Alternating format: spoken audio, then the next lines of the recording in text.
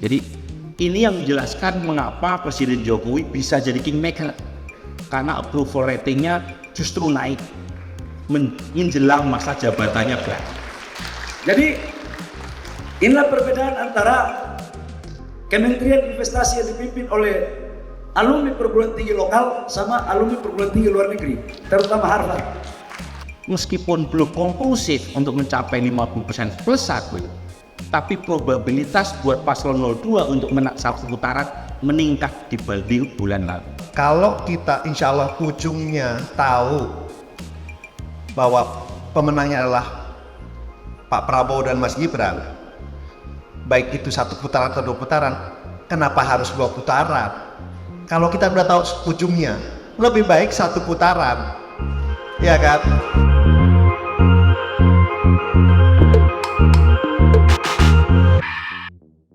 Baiklah Bapak Ibu yang kami hormati, saya yakin sudah tidak sabar dan juga semakin penasaran untuk mendengarkan paparan dari para narasumber spesial kita hari ini, Andrea. Betul sekali, kalau begitu hadirin langsung saja kita akan masuk ke dalam sesi talk show yang akan membahas mengenai political outlook 2024. Baiklah hadirin, untuk sesi talk show dan presentasi kali ini telah hadir bersama dengan kita. Yang pertama Bapak Rosan Roslani, Ketua Tim Kampanye Nasional Prabowo Gibran. Kemudian Bapak Burhanuddin Muhtadi, Direktur Eksekutif Indikator Politik Indonesia. Bapak Ari Putra, Co-founder Total Politik. Dan Bapak Budi Adiputro, Co-founder Total Politik. Baik, kita sambut dengan tepuk tangan yang paling meriah kepada para moderator dan narasumber kita. Kami undang untuk bergabung ke atas panggung. Kami persilakan.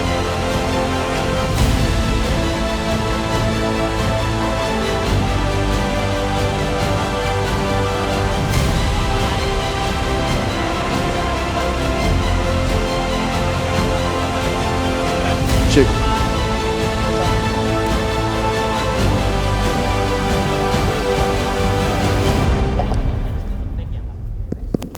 Oke, selamat pagi menjelang siang Bapak Ibu sekalian ya. Pertama-tama perkenalkan dulu kami berdua yang menjadi moderator pada hari ini. Saya Budi Dan saya Ari. Kami adalah Ketum Projo ya, Budi Ari. Menkominfo. Kalau digabung, makanya kami terpisah. Tapi dari sepanjang itu ceramahnya Pak Menteri Bahlil tadi ada satu kesimpulan, Dit. Apa? Tahu gitu gue sekolah di Jayapura juga dulu kan. Iya ya. Salah juga kita kuliah di Jawa ini kan. Betul. Dan kita berikan aplaus sekali lagi untuk Pak Bahlil Lahadalia dong.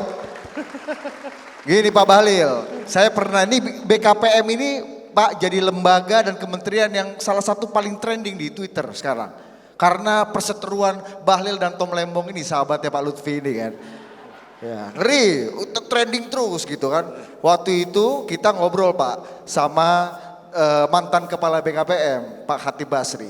Pak Khatib Basri mengeluh, itulah susahnya jadi kepala BKPM. Kita udah tarik investasi, begitu kita lempar ke daerah susah. Karena pemerintah daerahnya belum tentu cocok, kadang-kadang susah masuk. Enggak, itu akhirnya investor lari lagi Pak. Aku bilang sama Pak Dede, itulah yang gak dipunyai Pak Dede dan dipunyai oleh Pak Bahlil.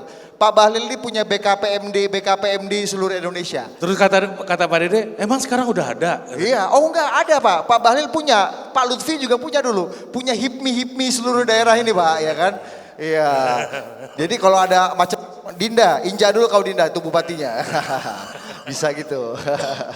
Pak Bahlil top ya. Dan ada Pak Boy juga ya. Pak Boy tadi, kita dari observasi kami Pak, kalau orang udah mulai dekat dengan Pak Boy itu manggilnya bukan Pak Boy lagi, udah Kak Boy.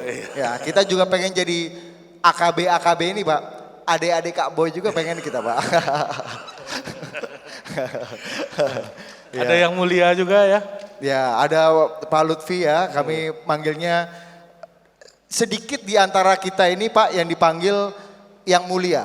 Karena ada dua jabatan yang melekat seumur hidup, Presiden dan Duta Besar. Jadi ada yang mulia Duta Besar Muhammad Lutfi dan yang mulia Duta Besar Rosan Roslani. Jadi kita panggilnya yang mulia. Kalau di HIPMI setelah Kanda itu yang mulia Pak. Biasanya sumbangannya lebih besar itu. Oke, Oke, langsung kita- aja Ri. Boleh, Oke, kita mulai. kita akan mulai ya, bercandanya udah cukup lah ya. Kita di sini ada Yang Mulia Duta Besar Rosan ya. Kan agak jarang kan di TPN dipanggil Yang Mulia ini kan Pak Rosan ya. Dan ada Profesor Burhan yang akan memberikan kita prakiraan cuaca nih Ri. Betul. Ya, Forecaster ya. forecaster. Nah, kita akan langsung saja, pasti pada penasaran Prof Burhan ini timnya di lapangan sedang melakukan riset terkini tentang cuaca terkini politik kita, supaya Bapak Ibu ini kalau keluar rumah kira-kira bawa payung atau enggak, kira-kira bawa mobil atau bisa naik Gojek gitu-gitu kan. Betul. Nah, ini tergantung Prof Burhan. Kira-kira tanda-tandanya gimana? Ini mau sekali habis atau nambah lagi ini 2 putaran gitu? Betul. Nanti kira-kira di bulan depan ini kita akan dengarkan lagi debat antara Tom Lembong dan Bahlil apa enggak di TV gitu misalnya gitu kan. Itu tergantung presentasi Prof Burhan. Kayak persilakan Prof Burhanmu tadi. Terima kasih ya. Izin saya berdiri. Assalamualaikum Silakan, Pak. warahmatullahi wabarakatuh. Selamat pagi, salam sejahtera buat kita semua yang saya hormati. Kakanda saya, Bang Bahlil ini senior saya di HMI. Ada juga Pak Boy, Mas Anin, Bang Lutfi dan semuanya. Terima kasih atas undangan Tri Megah. Ini acaranya sangat megah sesuai dengan namanya. Tepuk tangan dulu buat Tri Megah. Saya akan melanjutkan apa yang disampaikan oleh Pak Bahlil mengenai global political and economic uncertainty. Dan tentu saja impact-nya terhadap Indonesia baik secara politik domestik maupun ekonomi. Nah, Bapak sekalian, tahun 2024 ini tahun yang sangat krusial karena ada banyak pemilu, di antaranya adalah Amerika Serikat bulan November, kemudian Taiwan sudah terjadi tanggal 13 Januari kemarin, hasilnya mengirim sinyal yang mix karena partai yang berkuasa yang anti China menang, tetapi kemenangannya jauh di bawah 50%. Dan tentu saja adalah Indonesia. Nah, untuk konteks Amerika ada uncertainty yang cukup lumayan karena Biden yang kinerja ekonominya secara umum baik, tetapi persepsi ekonominya, vibe-nya itu sangat buruk. Dan per hari ini survei-survei menunjukkan Biden kemungkinan kalah kalau melawan Donald Trump. Dan itu mengirim sinyal yang cukup bahaya. Karena kalau Trump menang, kemungkinan komitmen Trump untuk membantu Ukraina itu akan diragukan. Dia cenderung lebih menitik beratkan pada kebutuhan pragmatis Amerika, dan kalau itu terjadi, Rusia akan menguasai Ukraina yang merupakan halaman belakang Eropa. Jadi ada banyak uncertainty, termasuk uncertainty soal ekonomi, tetapi apa yang kita rasakan? Perkembangan dunia yang gloomy tadi, apa impact-nya? Tadi Pak Bahlil sudah menyebut, di tengah tekanan yang sedemikian berat di tingkat global, minimal kalau kita lihat tekanan terhadap ekonomi domestik kita, ternyata banyak lembaga-lembaga yang kredibel itu memperkirakan ekonomi domestik kita masih tumbuh kisaran 5%. Bahkan OECD sekalipun yang relatif lebih pesimis dalam memprediksi pertumbuhan ekonomi 2023 itu masih mengestimasi sekitar 4,8. Tahun ini diperkirakan di tengah melambatnya ekonomi China pun kita masih diprediksi sekitar 5%. Nah, mengapa ekonomi ini penting? Saya sampaikan. Karena ekonomi sangat krusial dalam menentukan peta elektoral bulan depan. Jadi Bapak sekalian, ada konsultan namanya James Carville, dia membantu Bill Clinton tahun 92 melawan incumbent yang sedang digadang-gadang sebagai pahlawan Amerika, namanya George Walker Bush. Tahun 90, George Bush mengirim pasukan ke Kuwait, mengusir Irak, dan dunia bertepuk tangan kepada George Bush. Dan ketika pulang dan menghadapi pemilu menentukan, tahun 92, George Bush ini kalah oleh penantang namanya Bill Clinton. Dan Carville memberikan resep sederhana untuk mengalahkan incumbent sekuat Bush. It's the economy stupid. Jadi kalau pengen menang, ekonomi penting. Dan kalau kita lihat data ini, tren persepsi nasional terhadap ekonomi yang negatif terus turun. Bahkan persepsi publik hari ini lebih banyak mereka yang mengatakan positif ketimbang negatif. Apa penyebabnya? Salah satunya ini. Jadi data tren kami dari tahun 2004 sampai terakhir Desember 2023 itu kristal clear. Jadi kalau inflasi naik, persepsi terhadap ekonomi buruk dan approval rating jadi jeblok. Siapapun presidennya. Kita punya data zaman Ibu Mega dan Gus Dur, tetapi tidak apple to apple untuk kita bandingkan dengan dua presiden terakhir yang terpilih 2 periode. Tetapi polanya sama. Kalau inflasi naik, approval rating turun. Kalau inflasi turun, approval rating presiden naik. Jadi the logic is simple. Kalau approval rating naik, itu karena masyarakat mengapresiasi inflasi yang bisa ditekan. Dan kebetulan kebijakan infrastruktur yang digeber habis oleh Presiden Jokowi itu berhasil menurunkan biaya logistik. Selain tentu saja kebijakan-kebijakan lain yang membuat inflasi bisa ditekan di bawah 3%. Dan itu yang menjelaskan. Jadi hanya sekali Presiden Jokowi approval ratingnya di bawah 50%, yaitu Juni 2015 ketika inflasi menyentuh antara 7-8%. Tapi setelah itu relatif bisa dijaga. Sementara zaman Pak SBY yang warna biru, inflasi lebih fluktuatif.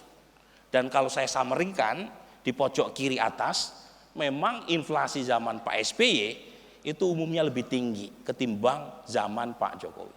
Jadi ini kira-kira yang menjelaskan mengapa Presiden Jokowi kalau Bapak sekalian lihat terutama di periode kedua approval ratingnya malah naik. Dan mohon maaf trennya atau polanya berbeda dengan jelang Pak SBY habis masa jabatannya di 2014. Jadi tren approval rating Pak SBY meskipun sempat menyentuh 85%, tertinggi dalam sejarah kita melakukan survei sejak 99, tapi justru menurun ya menjelang pemilu 2014. Jadi ini yang menjelaskan mengapa Presiden Jokowi bisa jadi kingmaker, karena approval ratingnya justru naik menjelang masa jabatannya berakhir.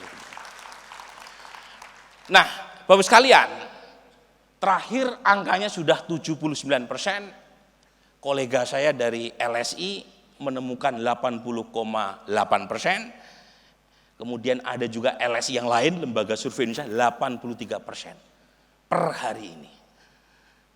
Dan akibatnya secara elektoral sangat terang benderang. Siapapun calon presiden yang terasosiasi dengan presiden populer itu akan mendapatkan berkahnya. Nah, apa penyebabnya? Salah satunya yang paling atas disebutkan secara top of mind adalah bansos. Jadi bansos Bapak sekalian tahun 2024 naik 12,4% dibanding sebelumnya. Dari 430-an T, tahun ini 496 triliun. Dan ada distribusi bansos dirapel untuk 3 bulan diberikan sebelum pemilu. Gitu ya. Jadi electorally matters. Ya. Dan kalau kita cek di sini, memang itu yang disebut ya. Yang kedua adalah infrastruktur. Nah, ini mulai agak panas sedikit ya. Waktu berapa? Jadi pemilu 2024 Bapak sekalian itu unik karena pertarungan bukan hanya antar capres atau antar cawapres, tapi juga antar kingmaker. Ya. Suatu saat Bang Ahmad Sahroni, ya, bendum Partai Nasdem membuat posting di IG, dikasih caption, tidak sulit buat saya memilih. 01 gambarnya Bang Surya Paloh, 02 gambarnya Pak Jokowi, 03 gambar di belakangnya Ibu Mega. Jadi kata beliau, saya mudah sekali memilih 01 karena ada Bang Surya Paloh. Tetapi belasan ribu komen menjawab mudah buat saya memilih 02 karena di belakangnya ada Pak Jokowi. Gitu. Itu tapi komennya nggak dihapus sama Bang Roni, dia gentleman ya sampai sekarang. Anda bisa cek IG-nya Bang Roni. Nah, ini elektabilitas sampai 16 Januari. Jadi Bapak sekalian, saya belum punya data terbaru, masih di lapangan, tetapi ada tren terbaru dari LSI DNIJA yang sudah menyentuh angka 50%. Data saya minimal sampai pertengahan itu baru 48%. Ini trennya, survei tatap, belum tren, ini survei tatap muka akhir pertengahan Januari, kalau kita lihat trennya seperti ini. Jadi sebelah kanan itu adalah elektabilitas berdasarkan survei tatap muka, sebelah kiri adalah elektabilitas 3 paslon berdasarkan survei telepon. Datanya konsisten.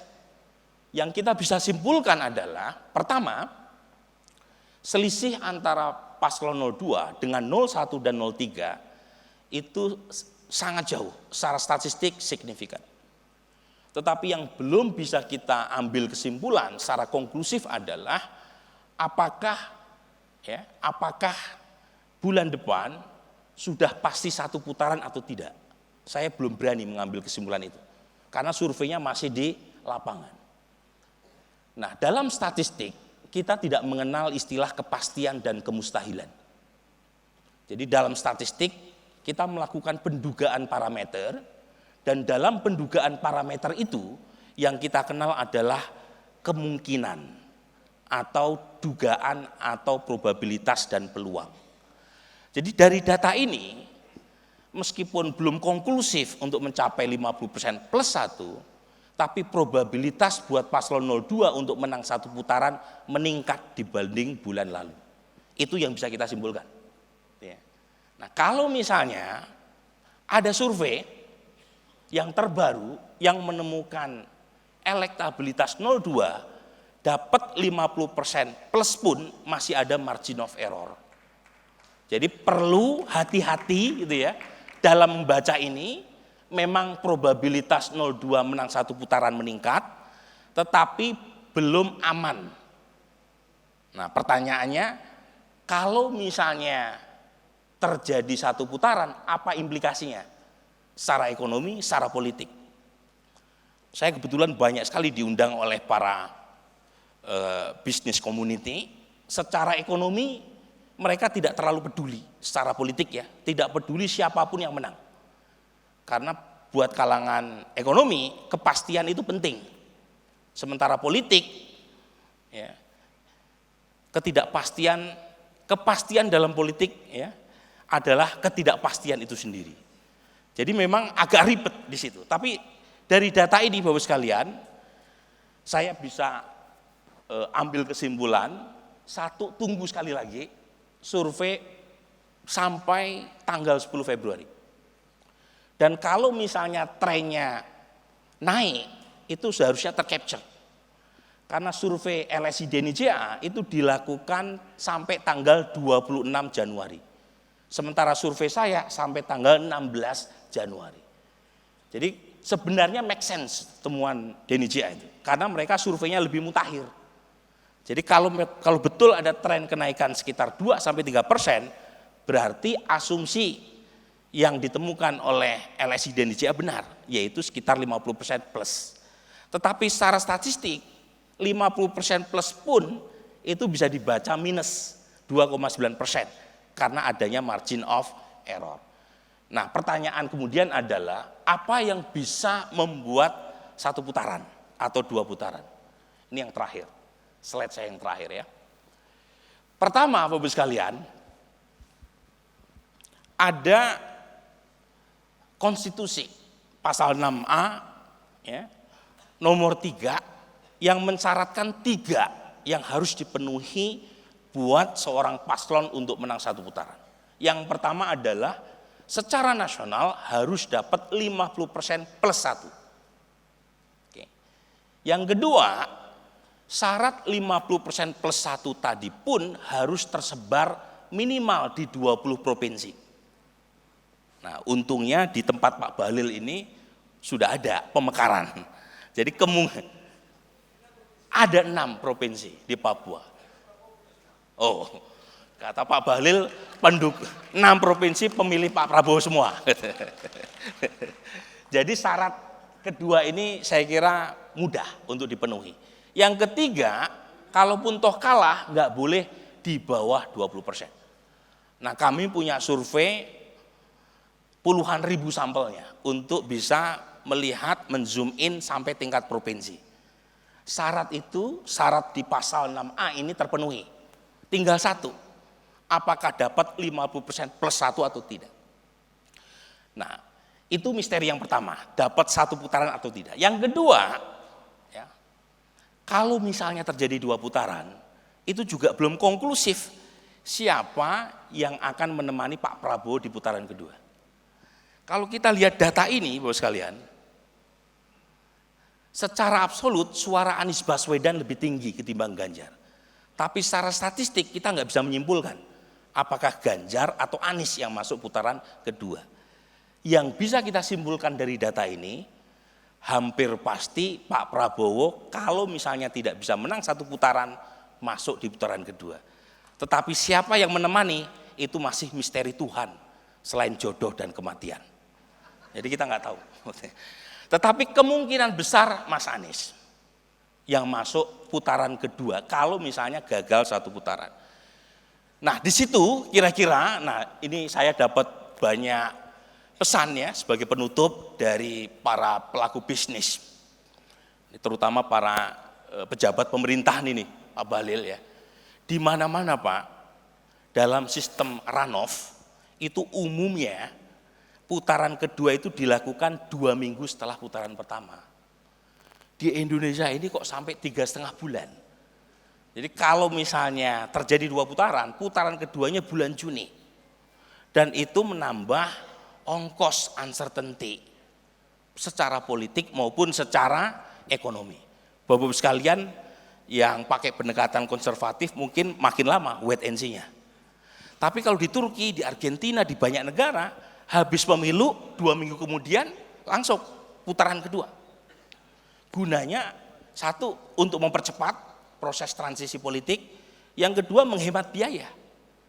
Karena TPS-nya nggak perlu diganti ulang kan. Yang kedua, toh pesertanya kan sama aja. Kita ini pesertanya sama aja, masuk putaran kedua masih ada debat capres-cawapres 2 kali. Itu aneh bin ajaib. Jadi tolong Bapak sekalian yang ada di DPR dan pemerintah itu mengoreksi ini supaya cepat buat pelaku bisnis mengambil kesimpulan. Jadi kira-kira itu Bapak sekalian gitu ya. Jadi kita berharap apa yang akan terjadi bulan depan itu bisa berlangsung aman dan jurdil ya. Ini penting nih sebagai penutup saya sampaikan satu teori dari profesor senior namanya Profesor Mark Thompson. Jadi suatu saat saya datang ke Eurosis, European Southeast Asian Studies. Saya selesai presentasi paper saya ikut paper dia. Menarik itu papernya. Judulnya What Went Right with Indonesia. Biasanya akademisi itu nyari kesalahan Indonesia ya, nyari kesalahan negara yang mereka kaji. Dia justru mencari apa yang menarik dari Indonesia. Mengapa Indonesia jadi outlier in a good way. Jadi dia bandingkan data-data dari seluruh negara demokrasi baru, dari FIDEM, dari Freedom House, dia temukan negara-negara demokrasi baru itu umumnya gagal demokrasinya. Mereka tidak survive demokrasinya. Tapi Indonesia survive.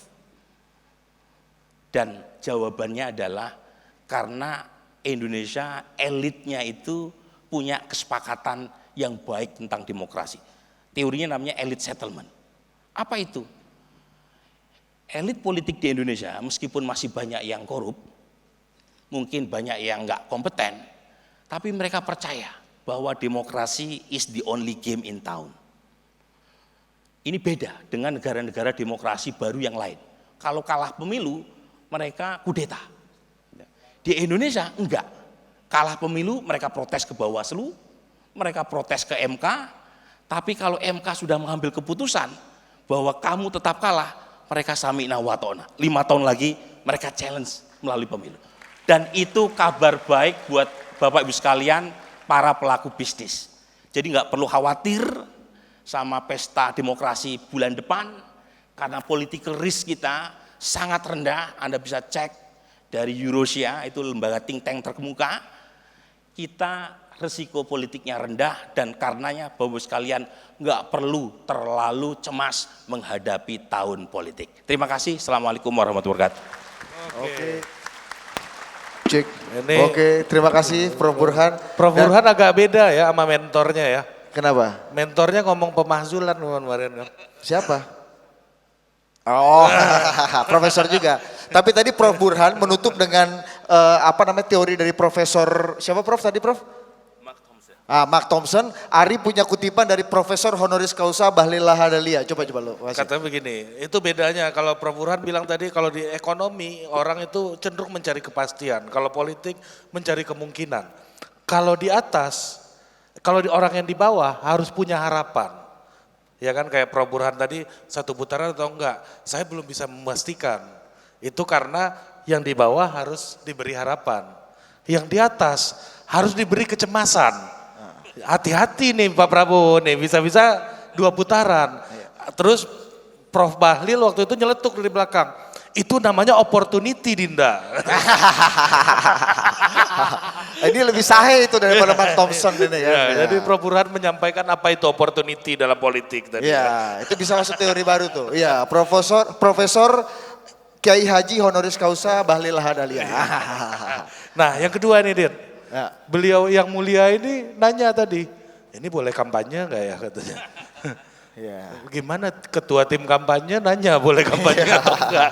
Ini aneh juga nih. Iya. Jangan khawatir yang mulia Rosan Roslani, ini 30% dari orang yang hadir di sini adalah Bawaslu ya, yang memantau apa omongan kita di sini. Ya, oke, kita persilakan untuk bisa memberikan cuaca terkini dari Pak Prabowo dan Gibran ya. Kita serahkan kepada Pak Rosan Roslani. Ya silakan yang mulia. Ya. Iya. Oh mau talk show? Boleh. Oke, kita tanya aja, kita Tanya pancing aja, pertanyaan. tanya. Ya, jadi saya mau nanya aja langsung. Boleh. Apa yang disampaikan oleh Prof. Burhan tadi soal, kan yang paling banyak berbicara soal 1 putaran dan gimana yang leading sekarang di dalam banyak survei juga Pak Prabowo gitu.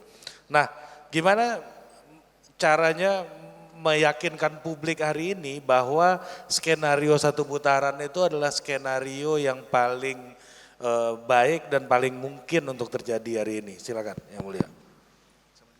Terserah. Boleh berdiri, Kalau boleh berdiri, jalan-jalan, kita asal berdiri jangan juga, walk kan? out aja Pak. Ya, silakan. Oke, mungkin saya berdiri biar kelihatan yang di belakang. Assalamualaikum warahmatullahi wabarakatuh. Salam, Om Swastiastu, Namo Buddhaya, salam kebajikan. Pertama-tama saya ingin mengucapkan terima kasih sudah diundang di tempat yang terhormat ini oleh Termegah, terutama atas kehadiran Pak Menteri Investasi yang sangat luar biasa di presentasinya, Pak Bahlil Lahadalia. Kalau di sini kita harus panggil Pak. Kalau biasa kita panggil Dinda, ini Pak Bahlil Lahadalia. Dan tentunya juga terima kasih kepada Pak Boy Thohir dan ada Pak Edwin Suryajaya, ada ini mentor semua orang soalnya Pak Lutfi, Menteri Perdagangan di banyak era. Dan juga ada Pak Anin, Pak Peter, dan juga seluruh bapak-bapak, ibu-ibu yang saya hormati dan sebanggakan. Buat saya ini sebenarnya pas diundang ini seperti kembali ke rumah sendiri. Kenapa? Karena pasar modal itu dunia yang saya geluti selama 20 tahun.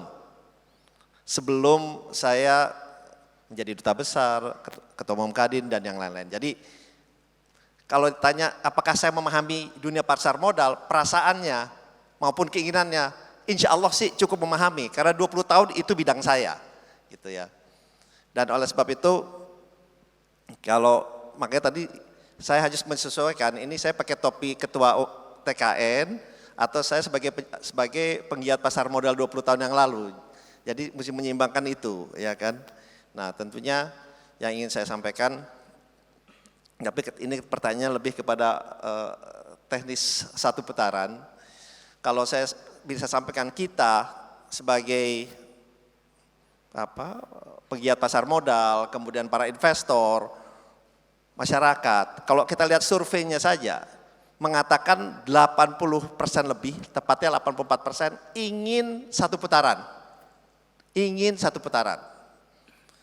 Kenapa? Kita di dunia usaha, kita kembali lagi selalu ingin apa? Kepastian. We don't like surprises gitu. We don't like surprises. Kita ingin kepastian. Kalau tadi disampaikan oleh Prof. Burhan, mungkin di politik lebih kepastian itu adalah ketidakpastian. Kalau kita inginnya adalah kepastian. Dan dengan satu putaran ini tentunya akan lebih memberikan kepastian. Yang pertama ingin kepastiannya apa? Kalau dari kami, dari saya, kepastiannya presidennya Pak Prabowo dan Mas Gibran, itu kepastian. Insya Allah, tanggal 14 Februari. Ya kan? Tentunya dengan ada kepastian itu, semua itu bisa berjalan kembali normal. Bisa berjalan kembali normal karena kalau di dalam masa kampanye ini yang kemudian nanti akan kalau itu 2 putaran akan jadi wait and see-nya akan makin panjang. Dan itu masalah ketidakpastian akan terus berjalan. Dan kedua tentunya kalau ada masa kampanye, fokus kita semua pasti di kampanye. Obviously secara naturally itu di kampanye. Sedangkan kalau kita lihat apa sih yang membuat kita bisa berjalan dengan baik nih di Indonesia? Selama ini saya bilangnya ada satu yang kita punyai selama bertahun-tahun, puluhan tahun adalah peace and stability. Peace and stability is the core of Indonesia. Perdamaian dan kestabilan. Dan tentunya ini kita ingin jalankan terus ke depannya dengan melakukan perdamaian, kestabilan, kesinambungan, dan juga penyempurnaan. Dan ini yang akan membuat Indonesia akan menjadi lebih baik dan lebih maju ke depannya.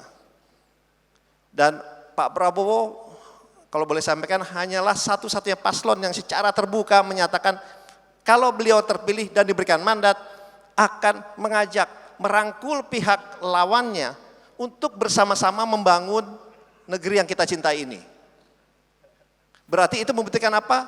Beliau sangat tahu dan sangat paham bahwa perdamaian dan kestabilan adalah kunci untuk kita terus melangkah maju ke depannya. Dan beliau memahami itu. Oleh sebab itu, kalau tanya satu putaran atau sekali putaran, kalau kami bilangnya, itu saya rasa adalah keinginan, bukan saya rasa, keinginan kita semua. Dan langkah-langkah menuju sekali putaran bisa terjadi karena kenapa? Karena bapak-bapak, ibu-ibu yang ada di sini semuanya milih Pak Prabowo dan Mas Gibran. Tentunya saya sebagai ketua tim pemenangan Pak Prabowo dan Mas Gibran, tentunya selalu memberikan masukan-masukan. Untuk pasar modal ini apa yang penting? Saya yakinkan bahwa kita justru ingin membuat pasar modal ini terus bergerak, terus maju. Kita ingin dorong dana pensiun, BP Plaspen, BPJS untuk investasi di pasar modal, terutama di saham-saham blue chip. Supaya investasi bapak-bapak, ibu-ibu yang udah di sini ikut naik di saham-saham blue chip, iya kan? Semuanya final, itu yang kita inginkan. Jadi kita kalau investasi ingin yang naik, ya kan? Kalau kita naik, untungnya tadi disampaikan ada Pak Ara juga ya yang tadi mau datang. Tadi nggak datang. Kita inginnya ARA atau rejection atas, ya kan? Kalau di pasar modal. Jadi bisa sampaikan ini karena saya selama ini 20 tahun di pasar modal, pasti ingin kita pasar modal ini terus bergerak maju, investasi yang masih banyak, makin besar, makin meningkat, dan tidak bagaimana kalau kita bisa meyakinkan investor luar untuk berinvestasi di pasar modal, kalau institusi di dalam negerinya tidak berinvestasi di pasar modal. Semakin besar base-nya, semakin besar ininya, yang berinvestasi, insya Allah marketnya akan makin meningkat. Dan yang ingin saya sampaikan, mungkin di banyak kesempatan disampaikan, dari paslon nomor 2 akan menaikkan pajak. Saya mau kasih klarifikasi di sini. Yang kita lakukan, kita ingin base pajaknya meningkat. Maksudnya supaya orang yang bayar pajak itu lebih banyak. Lebih banyak. Tapi diskusi kita dalam, justru kita ingin menurunkan nilai persentasenya. Misalnya pajak 10%, kita ingin turunkan supaya orang tuh bayar pajak lebih banyak, tetapi tidak terbebani dan yang paling penting merasakan dari pajak itu. Contohnya apa? Pembangunan infrastruktur, pembangunan sumber daya manusia, itu yang ingin kita tingkatkan ke depannya. Dan saya meyakini dan saya juga meyakini kita semua yang ada di sini ingin semua bersama-sama bertumbuh, berkembang secara baik. Dan kita pun harus bisa melihat, ini kalau saya singgung geopolitik sedikit, adalah karena ini sesuai dengan temanya, tadi dikasih tahu mesti agak menyinggung sedikit mengenai geopolitik, kebetulan karena saya sebelumnya adalah Duta Besar Indonesia untuk Amerika Serikat, kita juga harus di tengah uncertainty di dunia yang makin besar ini, kita juga harus mengerti dan memahami apa kebijakan dan juga policy dari negara-negara tersebut. Contohnya negara-negara besar, apa kebijakannya? Karena ini mau tidak mau juga akan mempengaruhi kita. Contohnya misalnya di Amerika Serikat, di US. Mereka ada hanya 2 political partinya, Republican dan Demokrat. And dua-duanya setuju dan menyampaikan bahwa the tension with China is gonna be akan panjang. Waktu saya tanya ke mereka, dengan para pejabatnya, apakah hanya 10 tahun, 15 tahun, mereka tertawa. Mereka bilang, ini akan panjang, mungkin akan lebih semi permanen. Karena mereka dua parti itu agree, China is gonna be a long term threat to the nation. Akan menjadi ancaman untuk US. Nah, dengan memahami situasi dan kondisi ini, tentunya kita sebagai pemerintah harus mengerti, mengambil kebijakan, policy ke depannya. Dan Pak Prabowo dengan exposure luar negerinya yang sangat-sangat besar, itu sangat memahami. Beliau, kita ketahui bahasa Inggrisnya very fluent, Perancisnya sangat fluent, Jermannya sangat fluent, sangat lancar. Dan beliau menyatakan bahwa kita akan ingin memberikan dampak yang lebih besar lagi, menjadi pemain dunia, paling tidak kita harus menjadi leader di ASEAN. Karena naturally kita adalah leader di ASEAN.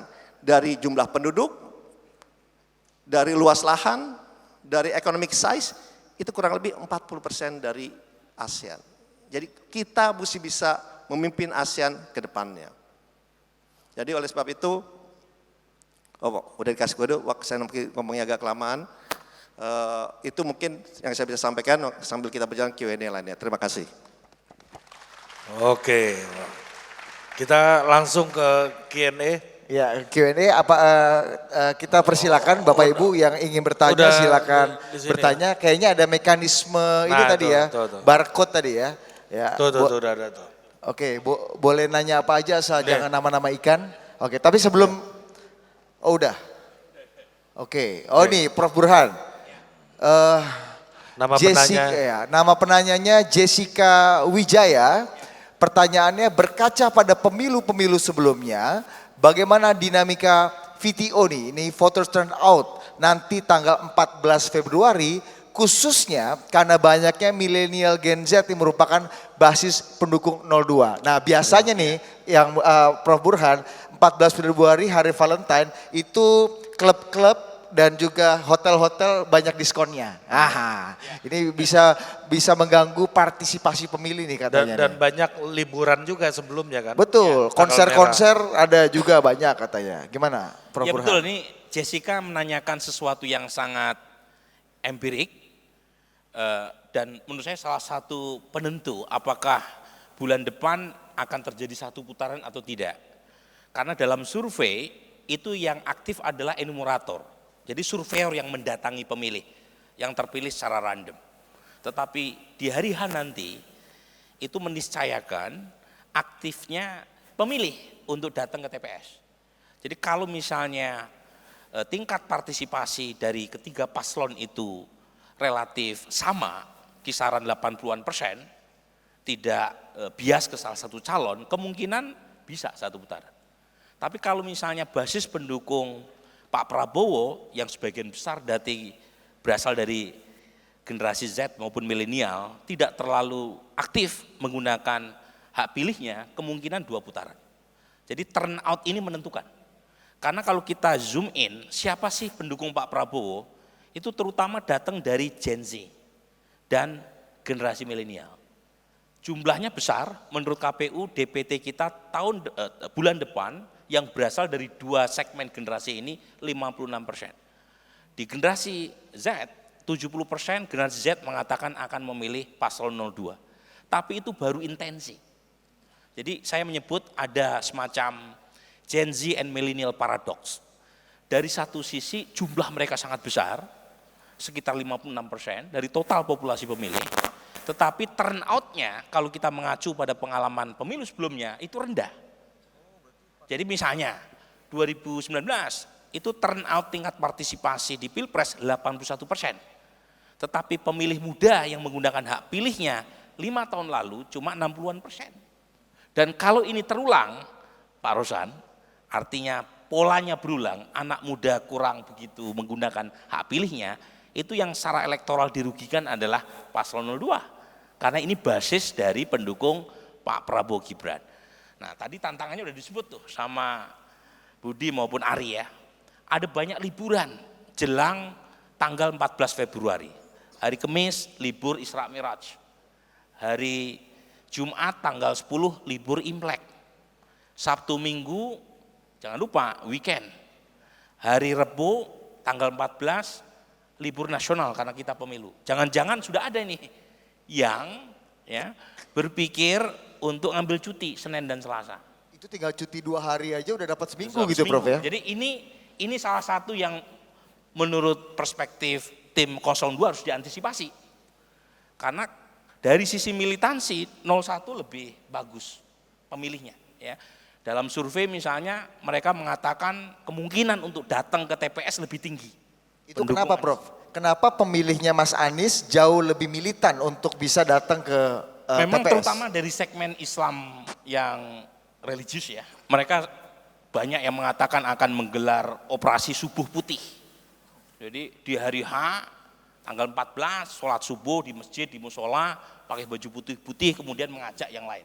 Nah, mungkin Pak Rosan nanti perlu bikin operasi apa begitu untuk meningkatkan turnout pendukung 02. Sebab kalau misalnya turnout pendukung 02 terutama dari segmen anak muda itu tidak terlalu aktif menggunakan hak pilihnya, itu yang dirugikan adalah paslon 02. Tapi kalau mereka, saya udah hitung modelnya, tingkat turnout 02 minus 3% saja, itu satu putaran.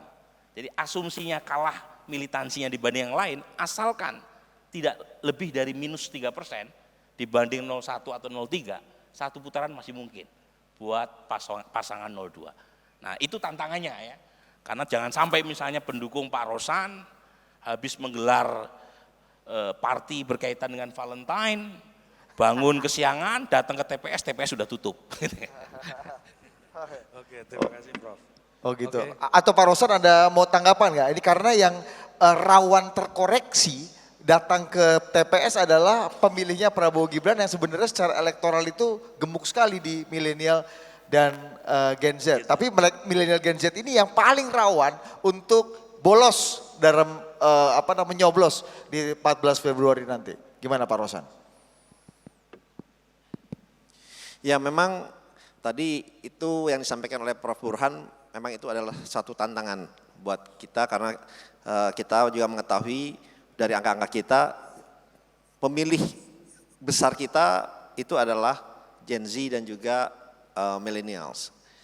Dan memang dengan libur yang ada ya ini suatu membuat tantangan menjadi lebih besar. Tetapi kita juga menyampaikan ke mereka ya kalau mau kita mulai sosialisasikan baik melalui tim kampanye kita, kemudian kita ada dan rencana-rencana lainnya yang kita sudah mulai jalankan adalah ya kalau mau liburan ya udah liburan sampai minggu saja. Kenapa? Karena kalau liburan itu bisa setiap saat. Tapi pemilu itu 5 tahun sekali dan ini adalah menentukan nasib bangsa, menentukan nasib anak-anak muda mereka. Dan kita lihat dari para pemilih muda ini memang kita sosialisasikan juga bagaimana kalau mereka berlibur dan masih bisa bermilih. Tapi itu sebaiknya kita bilang udah di rumah dulu. Hari Minggu sampai mau liburan silahkan, dari Kamis sampai Minggu itu juga udah cukup ya. Dan ini karena ini kembali lagi menentukan nasib bangsa dan juga anak-anak muda ke depannya. Oke, disarankan untuk lobby juga PHRI ini ya Pak Rosan ya, karena jangan sampai ada diskon hotel gede-gedean ya, atau diskon alkohol gede-gedean juga di klub-klub gitu, nanti orang late night gitu ya. Oke, ada lagi pertanyaan? Oke. Q&A apa udah habis? Oke, karena waktu sudah habis kita akan tutup, nanti kita satu statement dari, ada lagi nih. Oh udah balik. Pak Bahlil udah pulang. Bagaimana dampak, oke nanti aja karena Pak Bahlil udah pulang mungkin bisa langsung dijawab oleh. Ini salah nih, bukan dokter, Prof Bahlil nih. Iya. Oke, karena waktu sudah semakin singkat saya mau ke Prof Burhan nanti juga Pak Rosan. Ini kita bicara what if. Itu tadi kan asumsinya Pak Rosan menginginkan satu putaran. Financial market juga menginginkan mungkin tensinya seperti itu. Tapi apa skema dan cuaca yang akan terjadi di putaran kedua? Mengingat kita tahu sekarang kondisinya Mas Ganjar dan Mas Anies rasanya narasinya sudah relatif sama. Seperti oposisi. Iya. Ada juga di media sosial ada angkanya angka 4 gitu misalnya yang baru-baru ini. Nah Prof Burhan membacanya seperti apa itu Prof Burhan? Ya, jadi kalau misalnya terjadi 2 putaran, ada 2 barikade yang harus dilalui, diatasi oleh entah Anies atau Ganjar. Kalau mereka misalnya masuk di putaran kedua. Yang pertama adalah membangun koalisi di tingkat elit. Yang kedua adalah meraih dukungan di tingkat massa. Dan dua-duanya sama-sama sulit. Di tingkat elit, taruhlah misalnya Anies Baswedan yang masuk putaran kedua, itu tidak serta-merta mendapatkan dukungan dari partai-partai pendukung Ganjar. Karena hubungan di tingkat elit itu lebih kompleks. Saya kira Bang Surya dan Ibu Mega belum ngopi sejak lama. Dan itu akan mempersulit untuk mendapatkan dukungan dari PD Perjuangan seandainya ya, Anies yang masuk putaran kedua. Belum lagi sulit membayangkan PKS dan PD Perjuangan ketemu. Itu seperti minyak dan air, baik di tingkat elit maupun di tingkat massa. Nah yang kedua, asumsinya terjadi kesepakatan di tingkat elit, terutama antara PD Perjuangan P3 yang mendukung Ganjar dengan PKB, kemudian Nasdem dan PKS, itu tidak serta-merta otomatis bisa turun ke bawah. Tadi saya belum sempat menyampaikan data temuan survei overtime kita yang menemukan pola yang sangat sistematik di mana kalau misalnya terjadi 2 putaran, taruhlah antara Pak Prabowo versus Anies Baswedan, itu basis massa pendukung Ganjar yang notabene berasal dari PD Perjuangan, itu sebagian besar mengalirnya ke Pak Prabowo. Kemudian kalau misalnya Mas Ganjar versus Pak Prabowo di putaran kedua dan Mas Anies yang gagal, itu lagi-lagi pendukung Mas Anies kalau tidak mendapati nama Mas Anies di kertas suara, itu juga kemungkinan besar ke Pak Prabowo. Kisarannya 58% versus 30%. Pertanyaannya kenapa? Kenapa? Nah, yang paling bisa menjelaskan adalah karena Pak Prabowo berhasil menampilkan diri sebagai figur kandidat tengah. Jadi basis pendukung Mas Anies itu sebagian besar adalah pemilih Pak Prabowo di 2014 dan 2019. Jadi per hari ini suara Pak Prabowo kurang lebih sekitar 48,5%, ya. itu sekitar 48%-nya itu masih bertahan memilih Pak Prabowo, ya. Tetapi pemilih lama Pak Prabowo separuhnya udah lari ke Mas Anies. Kalau Mas Anies nggak masuk putaran kedua, mereka balik kandang. Demikian juga dengan misalnya pemilih PD Perjuangan dan basis nasionalis. Untuk memilih Mas Anies di putaran kedua, seandainya Mas Ganjar tidak lolos putaran pertama, itu secara spektrum ideologis juga terlalu jauh. Ya. Maka mereka akan cenderung mencari figur yang bisa diterima di tengah. Nah, jadi per hari ini Pak Prabowo itu diuntungkan karena positioningnya sebagai middle candidate. Jadi saya ingin cerita ya Bos sekalian, Pilpres di Amerika dimulai dari konvensi waktu itu di internal Partai Republikan. Ya. Waktu itu ada lawan kuat, ya. Kemudian ada calon dari internal Partai Republikan yang tidak terlalu kuat, namanya Abraham Lincoln. Nah, suatu saat Lincoln dipaksa untuk maju. Lincoln ini positioningnya itu di tengah. Dia tidak seradikal koleganya yang pengen menghapus budak kulit hitam, tapi juga tidak selunak koleganya yang lain yang pengen melanjutkan kebijakan budak kulit hitam. Dia di tengah-tengah. Di putaran pertama dia kalah. Tetapi dia punya satu statement yang sangat terkenal itu. Saya tetap maju karena saya akan jadi cinta kedua buat basis pemilih partai saya. Cinta pertama mereka mungkin ke lawan kuat saya. Tetapi ketika terjadi 2 putaran, siapapun yang nggak masuk di putaran kedua pasti akan memilih saya. Nah, keunggulan itu sekarang dinikmati oleh Pak Prabowo. Memang itu survei hari ini, artinya masih ada, ya 3,5 bulan kalau misalnya terjadi putaran kedua. Jadi saya ada diskusi sama Marcus Mishner, profesor dari Australia, dia mengatakan, saya mengatakan anything can happen in the next 3 months. Kemudian dia nanya balik, please define what anything is yang bisa mengubah keadaan elektoral sekarang. Karena dia mengeluarkan satu statement yang sangat strong, Pak Prabowo jadi presiden baik 1 atau 2 putaran. Itu statementnya Markus. Makanya dia minta saya mendefinisikan what anything is yang bisa mengubah peta elektoral itu. Saya nggak bisa jawab. Dia yang kemudian menjawabnya. 1, anything itu bisa mengubah kalau 1, ekonomi kolaps.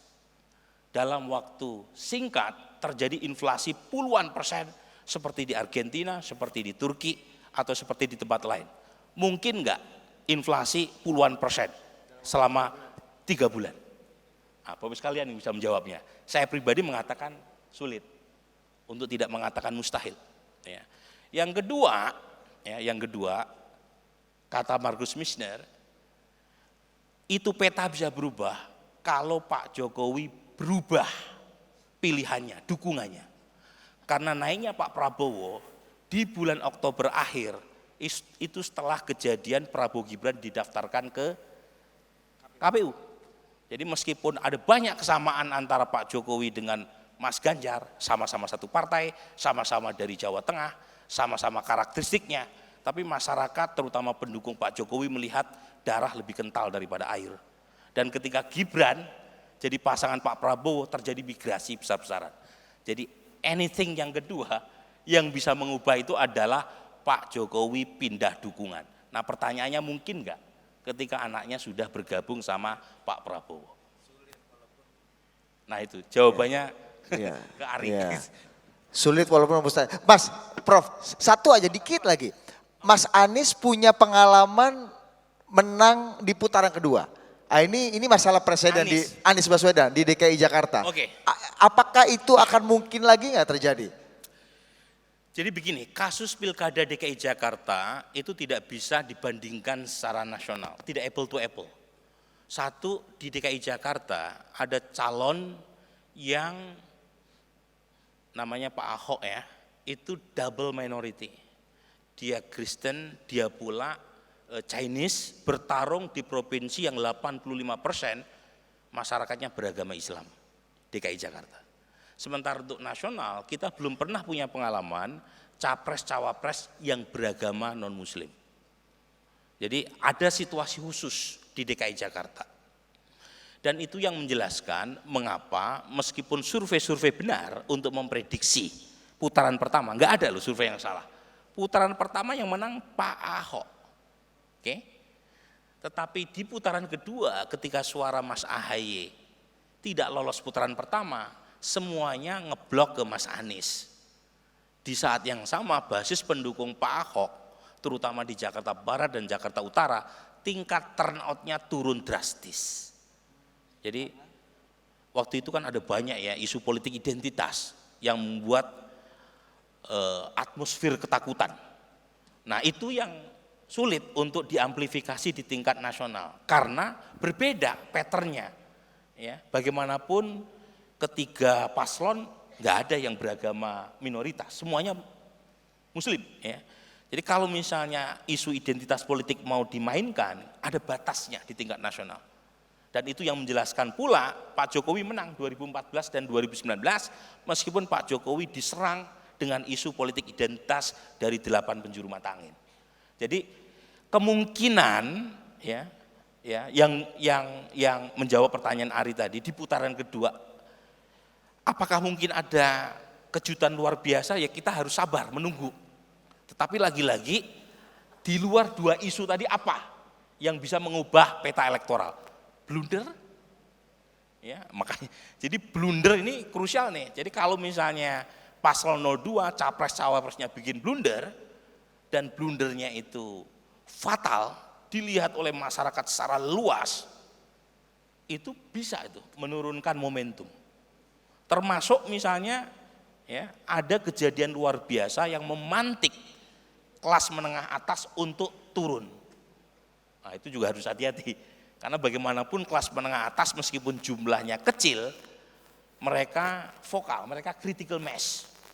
Jadi lebih baik kalau melihat peta seperti ini sih cukup bermain aman saja. Jadi ibarat main bola, jangan bikin blunder yang fatal, perbanyak dribble di tengah lapangan, jangan terlalu main beresiko, karena itu justru akan kembali itu ya, memukul diri sendiri. Oke, dapat bola buang aja depan ya Prof ya. Silakan Yang Mulia memberikan closing statementnya untuk pasar modal ini, kawan-kawan di investor ini. Apa himbauan Yang Mulia ini sebagai ketua tim sukses untuk agar meyakinkan pasar modal ini untuk mendukung Pak Prabowo terutama dalam skenario satu putaran seperti yang selalu disuarakan oleh pasangan 02. Silakan. Oke, terima kasih. Tadi kita sudah mendengar begitu banyak juga dari Prof. Burhan dan juga disampaikan quote dari banyak pihak dan berdasarkan mungkin kalau kita lihat begitu banyak survei, kalau kita insya Allah ujungnya tahu bahwa pemenangnya adalah Pak Prabowo dan Mas Gibran, baik itu satu putaran atau dua putaran, kenapa harus dua putaran? Kalau kita udah tahu ujungnya, lebih baik satu putaran, ya kan? Mau satu, dua kita tahu kok ujungnya. Insya Allah tanpa mendahului yang di atas adalah Pak Prabowo Mas Gibran Presiden Indonesia 2024-2029. Ya udah, mendingan semua sesuai keinginan kita semua. Survei juga mengatakan semua 80% lebih ingin satu putaran. Ya udah, pada tanggal 14 Februari 2024 datang ke TPS, coblos nomor 2 Pak Prabowo dan Mas Gibran untuk satu putaran untuk memberikan kepastian kepada kita semua agar Indonesia menjadi negara yang lebih maju, berkembang dan memberikan akses manfaat buat kita semua. Terima kasih. Wassalamualaikum warahmatullahi wabarakatuh. Oke, terima kasih. Peace and victory. Oke, terima kasih. Berikan tepuk tangan sekali lagi untuk Pak Rosan Roslani dan juga Profesor Burhanuddin Muhtadi. Kita kembalikan ke Mas Ulin dan Mbak Andrea. Baiklah hadirin yang kami hormati, selanjutnya dengan hormat kami ingin mengundang selaku Menteri Investasi dan Kepala Badan Koordinasi Penanaman Modal RI untuk menyampaikan keynote speech. Kita berikan sambutan yang terhangat untuk Bapak Bahlil Lahadalia.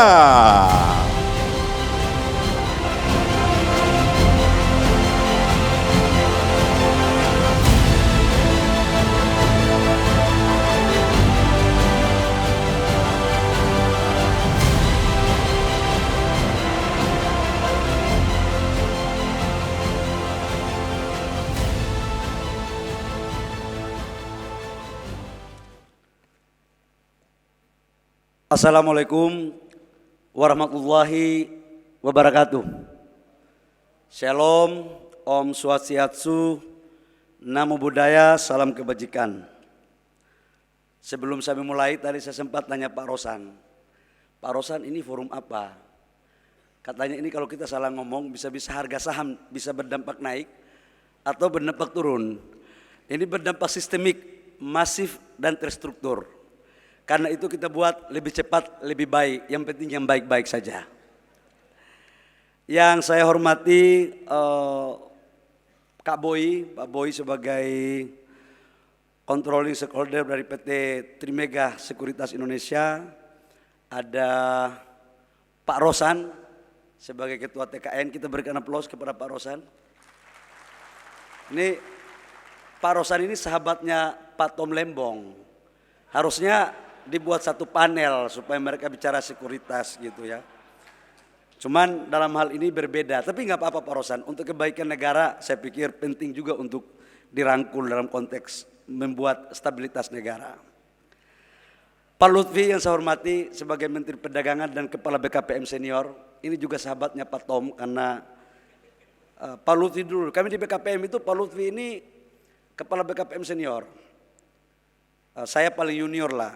Dan bedanya mereka karena mereka kuliah di luar negeri dan saya kuliah di Jayapura. Cuma bedanya di situ. Tapi saya akan menjelaskan tentang bagaimana progres kinerja antara pemerintahan Pak Jokowi pertama dan yang kedua dibandingkan dengan lulusan luar negeri dan lulusan lokal.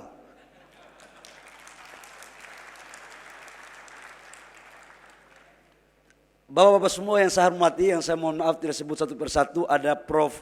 Burhan tadi mana ada? Pak Prof. Burhan.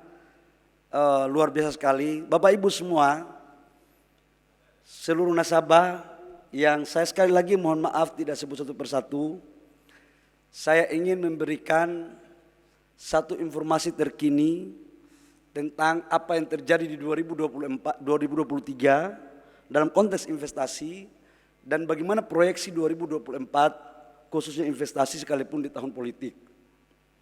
Yang pertama, semua kita sudah tahu dalam forum ini bahwa kondisi geopolitik dan geoekonomi ini semua masih dalam mengkhawatirkan.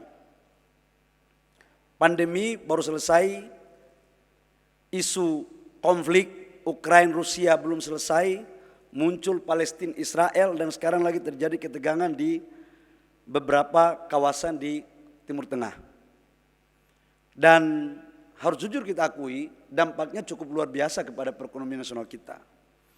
Tetapi dari semua dinamika yang ada, kita harus patut bersyukur bahwa pertumbuhan ekonomi kita, feeling saya di kuartal keempat masih tumbuh di atas 5% dengan inflasi di bawah 3%. Angka ini bukan angka omon-omon, tidak.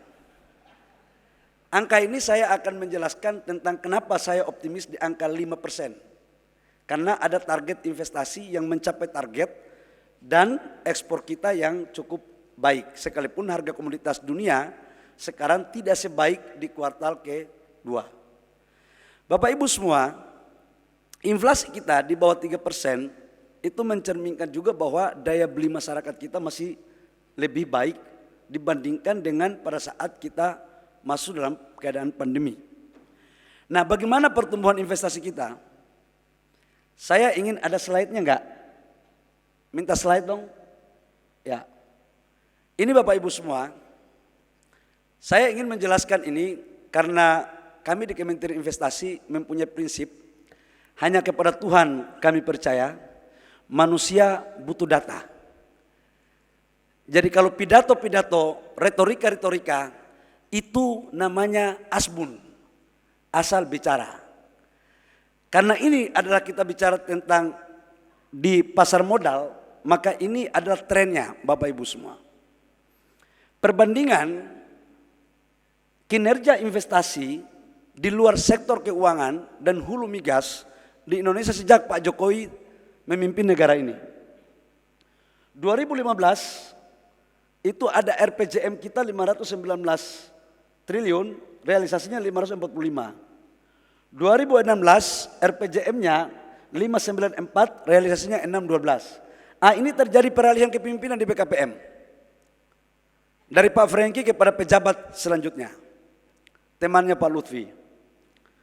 Kemudian 2017 RPJM-nya itu 678, realisasinya 692. Di tahun 2018 RPJM-nya itu 721 triliun.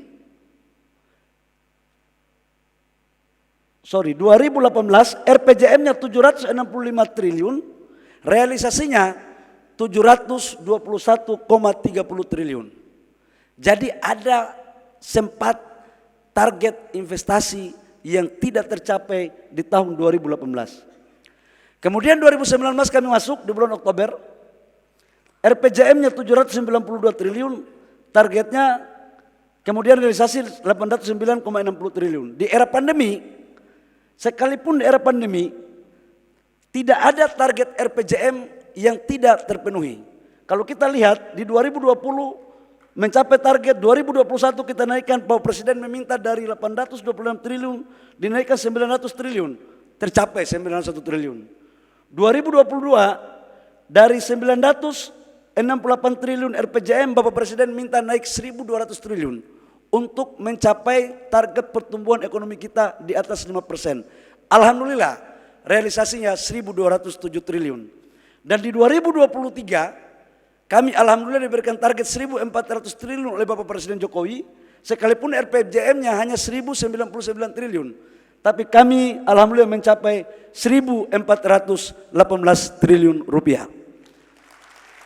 Jadi inilah perbedaan antara Kementerian Investasi yang dipimpin oleh alumni perguruan tinggi lokal sama alumni perguruan tinggi luar negeri, terutama Harvard. Ya, jadi kenapa saya ngomong ini Bapak Ibu semua? Ini market ya. Kita bicara kepastian. Market itu bukan bicara teori. Bicara tentang leadership. Bicara tentang bagaimana menyelesaikan masalah-masalah di lapangan. Tapi tetap harus terarah pada arah kebijakan negara. Ini. Jadi Pak Lutfi, mohon maaf Pak. Sekalipun saya alumni Jayapura, bukan berarti nggak bisa kerja Pak. Mohon maaf Pak Lutfi. Ini bukan kacang goreng ini. Jadi hati-hati Bapak Ibu semua. Ini terkait dengan kepemimpinan politik kita ke depan juga. Pemimpin Indonesia itu butuh visi bagus. Tapi harus punya eksekusi bagus. Kalau visi terus, sampai kapan kita mau sampai tujuan? Nah ini saya pikir kita semua akan bisa melihat dan berproses untuk bagaimana menantikan ke depan. Yang kedua Bapak Ibu semua, target investasi di tahun 2023, posisinya antara FDI dan PMDN, alhamdulillah kita PMA-nya itu 52%.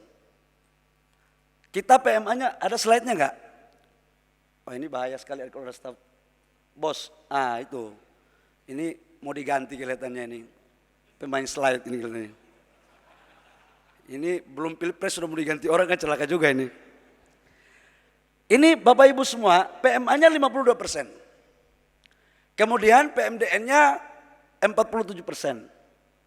Dan saya harus jujur mengatakan, salah satu penyebab kenapa Indonesia stabil pertumbuhan ekonominya di saat negara-negara G20 pertumbuhannya ada yang minus atau tumbuhnya sangat kecil.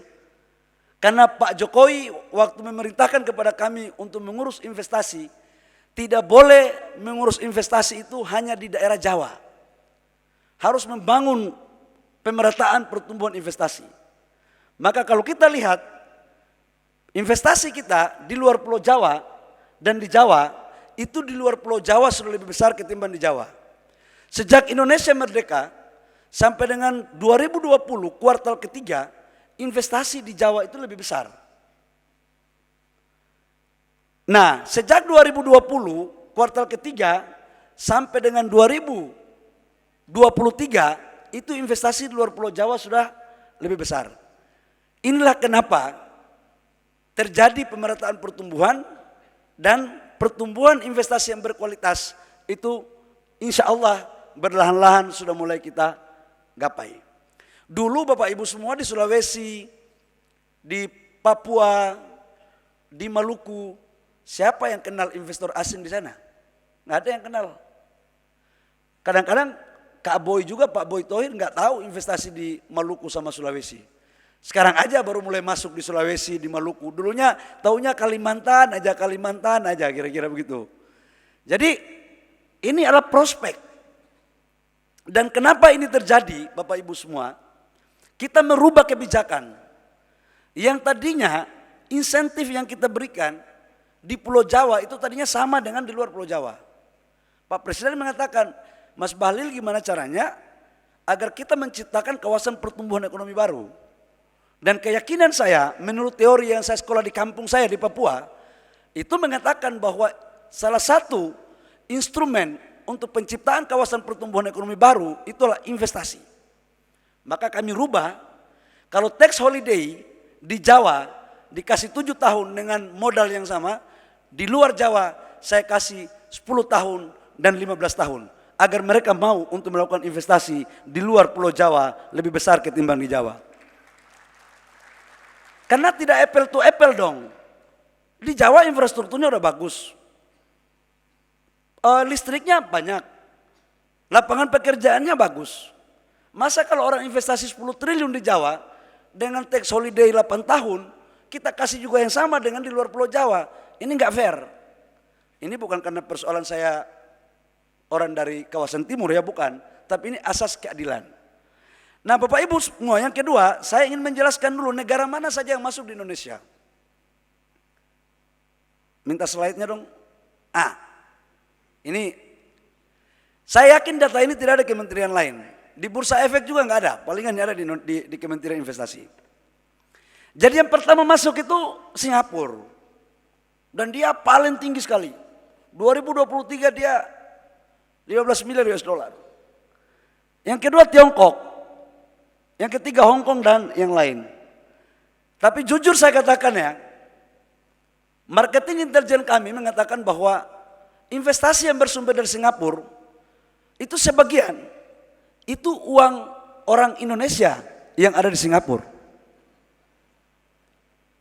Kak Boy kira-kira ada hub di sana? Om bagaimana Om ada kira-kira hub juga di sana? Jadi ini tidak semuanya uang orang Singapura. Singapura yang jadikan sebagai hub. Ini masalah kita. Jadi kami berpikir, pemerintahan ke depan harus berpikir bahwa kita harus membangun financial center di Indonesia. Dan PP-nya udah keluar, konsepnya sama dengan Singapura, sama dengan Labuan, itu kita bikin di IKN, Kak Boy. Jadi bebas pajak dan supaya uang-uang itu masuk semua ada di sana. Dan ini diselesaikan oleh pemimpin yang punya leadership. Bukan pemimpin yang bicaranya buku terus pidato terus. Dan saya lihat Pak Jokowi tidak terlalu banyak berpidato, tapi eksekusinya lebih bagus. Nah tinggal sekarang kita melihat siapa yang akan bisa melanjutkan program afirmatif kepada dunia usaha ini. Tanyakanlah kepada rumput yang bergoyang. Yang berikut Bapak Ibu semua, saya mau jelaskan juga tentang gimana sih arah kebijakan Indonesia dalam membangun investasi. Bapak Ibu semua, waktu kami masuk di BKPM, itu investasi di sektor jasa paling besar. Sementara di sektor logam manufakturnya, di sektor industri itu paling kecil. Ada datanya enggak? Ini datanya nih. 2019 di nomor 4.4 ini, industri logam dasar, barang logam bukan mesin dan peralatannya, itu adalah untuk membangun industri. Ini mesin-mesin. Jadi gimana tidak kita terjadi deindustrialisasi? Karena arah kebijakan investasi kita lebih banyak pada sektor jasa, perkantoran, pergudangan di 2019. Kemudian kita rubah, karena Pak Presiden mengarahkan kita kepada hilirisasi, industrialisasi. Maka kemudian kita rubah kebijakannya. Bagaimana kebijakannya dirubah? Yang sektor jasanya, insentif dan kemudahannya tidak lebih baik di sektor yang akan membangun pabrik atau industri. Maka kita lihat di 2020 dia dari nomor 4 menjadi nomor 3, 2021 dia menjadi nomor 1 dan sekarang sudah menjadi nomor 1 dengan angka kurang lebih sekitar 14%. Ini adalah jawaban agar tidak terjadi deindustrialisasi Bapak Ibu semua. Dan ini saya yakin Kepala BKPM sebelum saya itu belum menghitung ini baik. Karena mungkin ilmunya terlalu tinggi. Itu ilmunya terlalu tinggi. Jadi kalau sekarang Pak Lutfi sering berdebat konsep, itu artinya ada yang ilmunya Pak Lutfi belum sampaikan kepada dia. Tapi saya jujur, begitu saya jadi Kepala BKPM, orang pertama yang saya berguru di Pak Lutfi. Karena Pak Lutfi adalah Kepala BKPM senior. Saya tanya sama dia, Bang, ini karena Pak Lutfi ini dulu Ketua Umum HIPMI. Jadi saya cerita sedikit. Beliau Ketua Umum HIPMI Pusat, datang ke Papua, waktu itu masih Irian Jaya, Papua ya Bang, Papua, 2001, 2002 Papua Bang. Saya masih Ketua BPC, BPC itu Ketua Kabupaten. Bayangkan bagasinya aja disuruh-suruh saya ambil kau. Tapi itulah hukum yang ada pada organisasi kami yang namanya Himpunan Pengusaha Muda Indonesia. Jadi waktu saya masuk Kepala BKPM saya nanyain, coba nasihat saya dulu Bang. Kata dia, Lil, kalau kau mau sukses harus mampu menjawab dari deindustrialisasi untuk kita arahkan agar tidak terjadi secara dalam dan harus membangun industri. Pak Lutfi ini sebagai pertanggungjawaban moralitas saya di depan forum ini. Bapak Ibu semua, ini yang terjadi sekarang. Bagaimana ke depan? Nah ini, supaya market ini harga saham bursanya bagus nih. Kita ke depan tidak ada cara lain untuk Indonesia keluar daripada middle income trap, yaitu bagaimana kita menciptakan lapangan pekerjaan yang berkualitas. Tetapi tidak bisa lagi dengan pola-pola padat karya saja. Padat karya itu penting, bukan gak penting, sangat penting. Tapi kalau padat karya dengan upah yang hanya 5 juta, bagaimana kita mau keluar daripada middle income trap? Bagaimana kita meningkatkan pendapatan per kapita kita? Sekarang pendapatan per kapita kita 5.100 US dollar dan target kita di 2030-2035 harus di atas 10.000. Maka caranya adalah salah satu di antaranya harus lewat hilirisasi.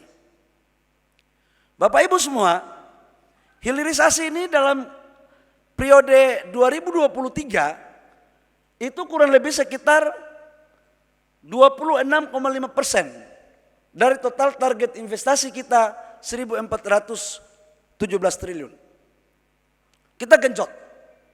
Dan idealnya harusnya ke depan minimum harus 45%. Jadi kami harus mencari target penambahan 19%.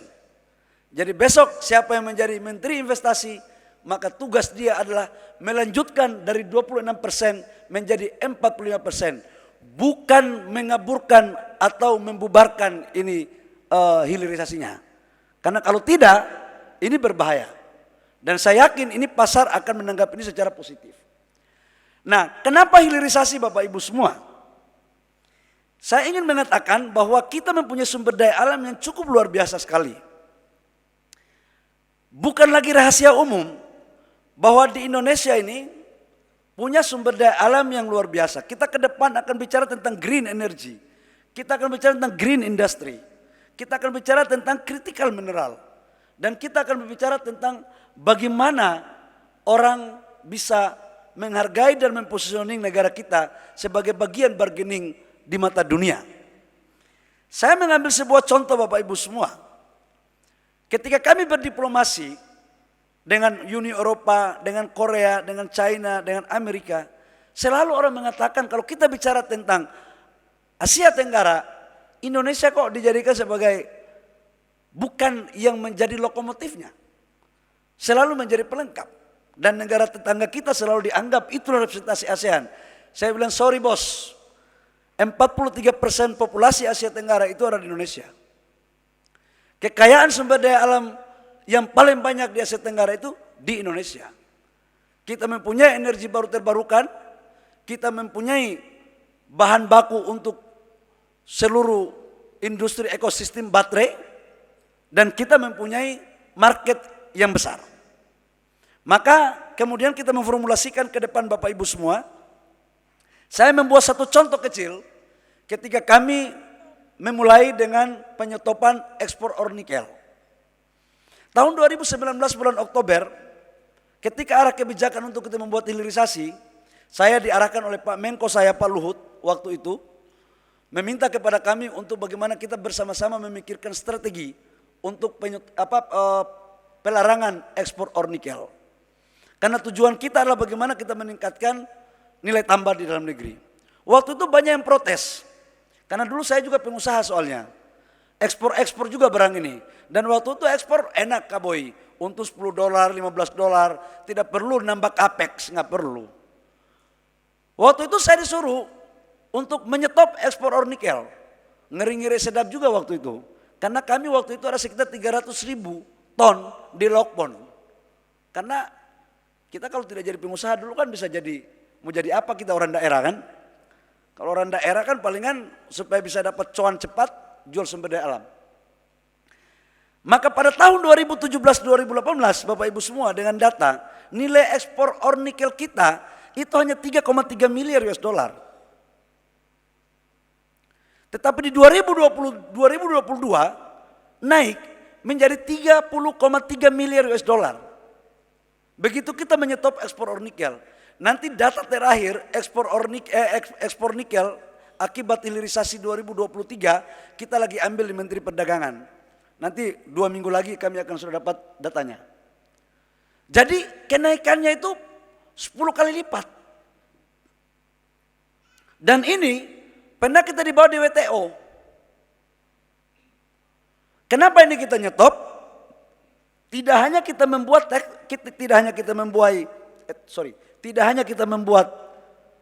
NPI atau barang-barang baja, tapi kita ingin membangun ekosistem baterai mobil.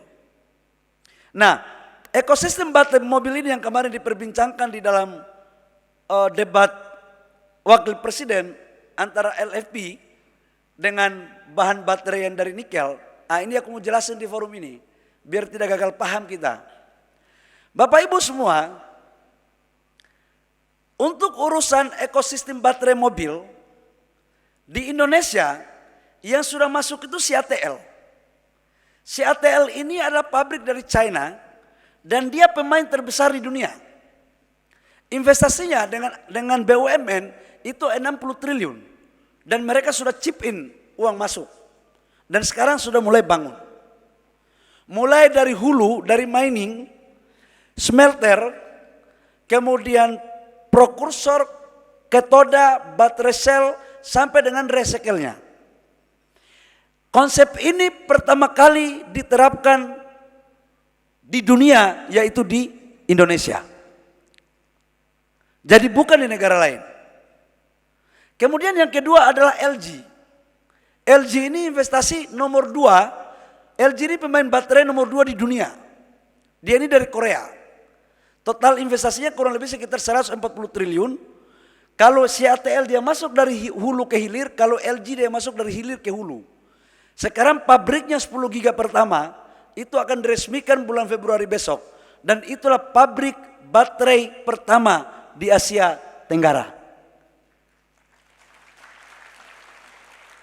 Jadi ini bukan katanya-katanya. Saya kadang-kadang bingung, yang lainnya masih bermimpi, nanti katanya, sampai mampus masih katanya terus. Kapan negara ini mau maju Bapak Ibu semua? Dan kalau dibilang bahwa kita akan bergeser dari bahan baku nikel ke LFP, itu keliru. Karena kualitas LFP itu tidak sebaik kualitas dari nikel. Ini penting agar tidak sesak kita berpikir, Bapak Ibu semua. Nah, pertanyaan berikut adalah, calon investor siapa aja yang akan masuk ke Indonesia untuk membangun ekosistem baterai mobil ini? Selain CATL LG, itu ada VW, ada BASF, ada Ford. Kita pingin Indonesia betul-betul mendapat nilai tambah lebih dari persoalan ini. Karena kalau kita pakai baterai mobil dari nikel, itu bahannya cuma 4. Nikel, kobalt, mangan, dan litium. 80% nikel. Habis itu mangan, kobalt, dan litiumnya kita masih impor. Ada dari Australia ataupun dari Amerika Latin. Jadi Bapak Ibu semua, kalau ada yang berpandangan bahwa proses kebijakan pemerintah untuk mempertahankan agar tidak kita melakukan ekspor material ke luar negeri dan ada upaya untuk ini kita tetap harus membuka, saya mau tanya, nasionalisme mereka kepada negara ini di mana? Jangan terlalu pintar sekolahnya di luar negeri sampai negara pun kita mau dijual. Ya, saya mohon maaf ya, untuk urusan ini prinsip.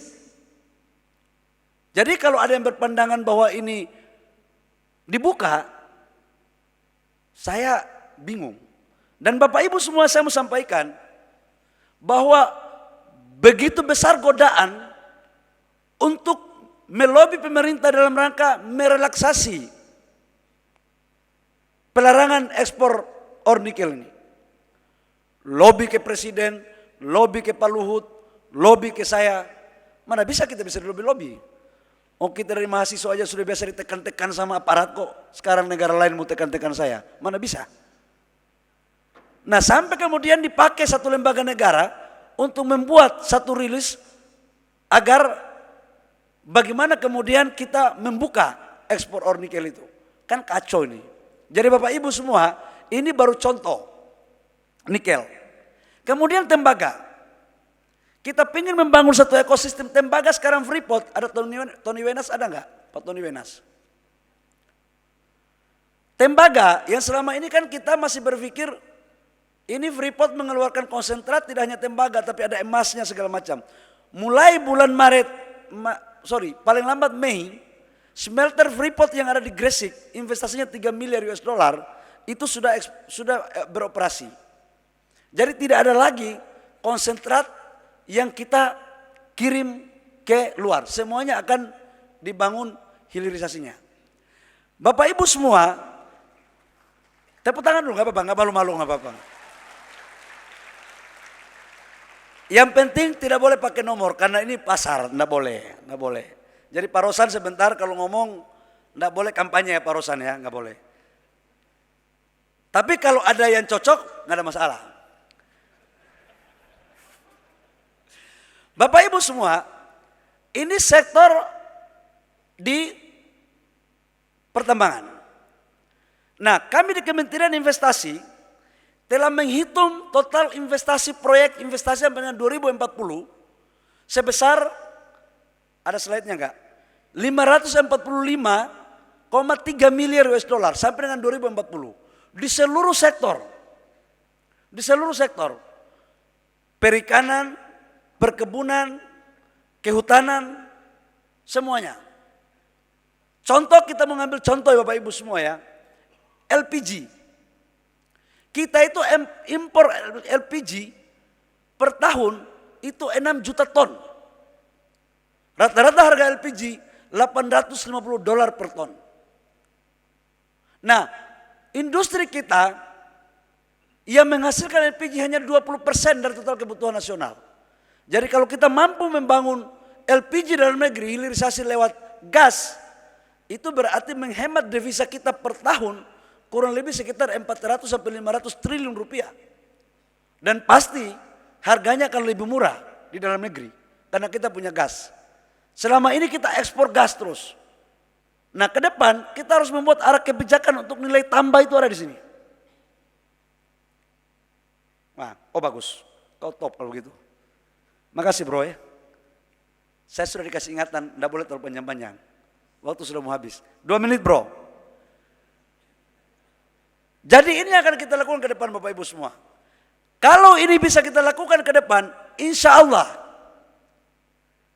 pasti stabilitas ekonomi kita bagus, pendapatan bagus, politik bagus. Tapi tergantung siapa yang akan menjadi presiden untuk melanjutkan program-program yang tadi saya sampaikan itu. Ini kuncinya, Bapak Ibu semua. Kalau kami di Kementerian Investasi, semua izin kita permudah. Insentif sesuai aturan kita berikan. Kita layani, tapi harus juga mempunyai arah yang jelas. Dan saya yakin dan percaya Bapak Ibu semua adalah orang-orang yang mapan secara ekonomi, orang-orang yang pintar, orang-orang yang independen, bisa melihat mana calon presiden yang cuma ngomong teori dan pidato, dan mana calon presiden yang bisa melanjutkan apa yang saya paparkan pada pagi hari ini. Katakanlah kalau memang apa yang saya sampaikan itu benar, ya sampaikan kepada orang lain yang tidak dalam ruangan ini. Tapi kalau memang apa yang saya paparkan ini kurang pas, saya buka ruang untuk kita diskusi. Tapi saya punya keyakinan bahwa ini adalah instrumen untuk Indonesia menjadi negara maju, untuk mewujudkan Indonesia emas di tahun 2045, untuk Indonesia menjadi negara pendapatan per kapita 10 besar di dunia. Terima kasih, kurang lebihnya mohon maaf.